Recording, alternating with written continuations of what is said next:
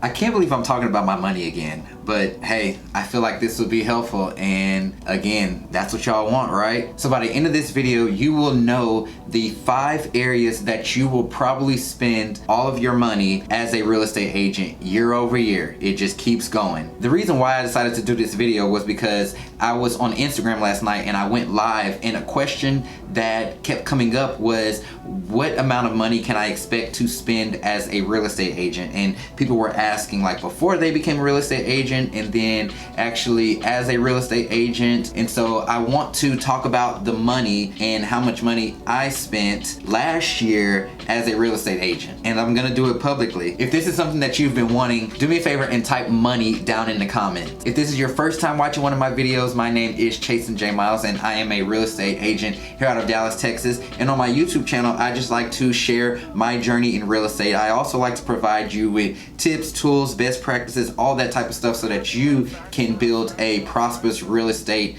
career for yourself. I have lots of resources out there on my website, here on my YouTube channel, so definitely check them out. Now, something that I didn't tell you a second ago is that right here in this folder, I have a 29-page document that I printed out from my accounting software with all of the expenses that I spent last year in my business. And so I'm going to actually show you some real numbers, and I'm gonna show you the dollar amount that I spent in total for all of my real estate expenses last year. So stay tuned for that. Let's go ahead and get started on the 5 areas you can expect to spend money as a real estate agent year over year.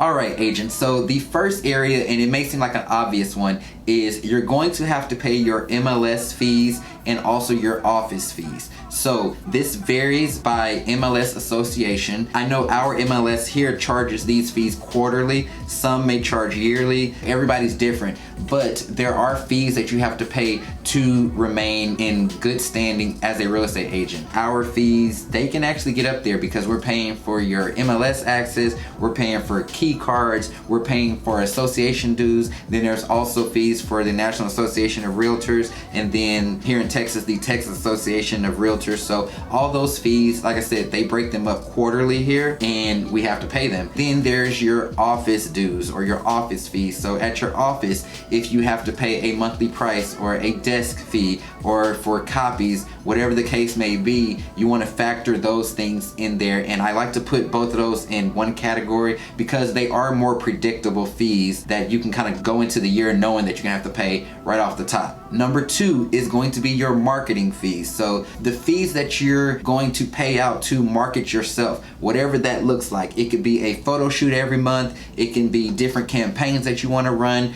but marketing doesn't go away. We're always going to have to market ourselves as an agent. Marketing budgets can vary just depending on what you want to do, but you can always expect to pay for different marketing. The next thing that I pay for, and a lot of other successful agents pay for, is some form of coaching. A coach, a mentor, a coaching platform, something to keep you going, something to help you build your actual business is very important. My coaching fees started out very low, but as you start to level up and get to different levels, they become more and more expensive. But it's one thing that I would not want to get away from because it's definitely helped me build my business. I even have a coaching platform for newer agents who are trying to build their real estate businesses. You have to be licensed to be in it, but I do have one available. And so it's always important to have some type of coach to guide you along the way, and that can be a big expense in itself. Next is your supplies and your softwares. So things that you need to be productive.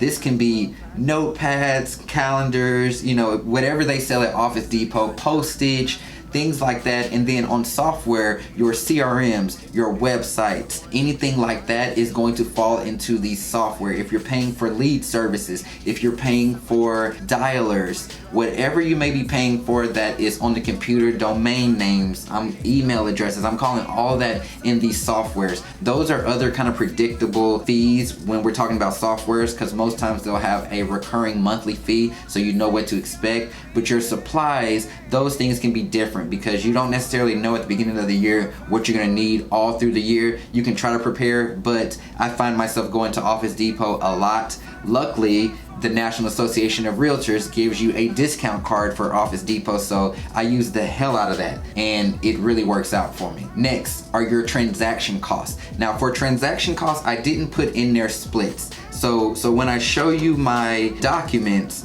it's not going to include splits because there's kind of no way to get away from splits unless you're on 100% commission or you've capped or something like that. And so splits are always going to be there. But by transaction costs, I mean the costs associated with getting a transaction done. Whether it's a listing or a buyer, you're going to have gas, you're going to need marketing for the properties, maybe gifts for your clients, printed materials to put in the house, or professional photography, open house materials, all that stuff, those are associated with transactions. I label those under transaction costs because through my softwares and just kind of the accounting that I do, I like to put for each property what I spent for that property. It just helps me keep better track of stuff. Those are the 5 areas where you can expect to spend money as a real estate agent year over year. It's the 5 big main areas where I spent all of my money last year. Again, they were your MLS and association fees and your office fees, your marketing fees, your coaching costs, then your softwares and supplies, and lastly, your transaction costs. Let me know down in the comments if these are typically the areas where you spend most of your money or if I may be missing something. Just write it down in the comments.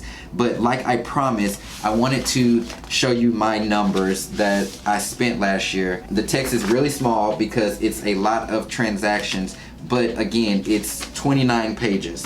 And I mean, there's everything on here. This was linked to my business cards, and it's a lot of transactions. I mean, you can see this text is super small, but what I want to do is I want to go to the last page, and I'm going to show you the total amount that I spent. And this doesn't include my personal expenses, but this bottom number here, if it'll focus here, I'm going to show you that number is it showing? That number is a little over $62,000. So the exact number is $62,396.77. This is for my actual company. You can see here that on this first document, what does it say? It says CJM Enterprises there at the top. And this was for January to December 2018. So there you have it. I spent a lot of money. It's expensive to be me, y'all. But this is gonna be different for everybody. It's different at different levels of the business. You can spend a lot more than this. You can spend a lot less than this. 2019 is probably going to be a lot more, but you know, it's just the cost of running a business. Let me know down in the comments what you thought of this video. If you did appreciate me doing this, go ahead and hit the thumbs up button, and I'd love to keep this conversation going. So yeah, please talk to me. If you haven't subscribed yet, click the subscribe button because I release videos like this all the time, and I would love to have you a part of my YouTube community. So until next time, I'm Chasen J Miles, and I will talk to you soon.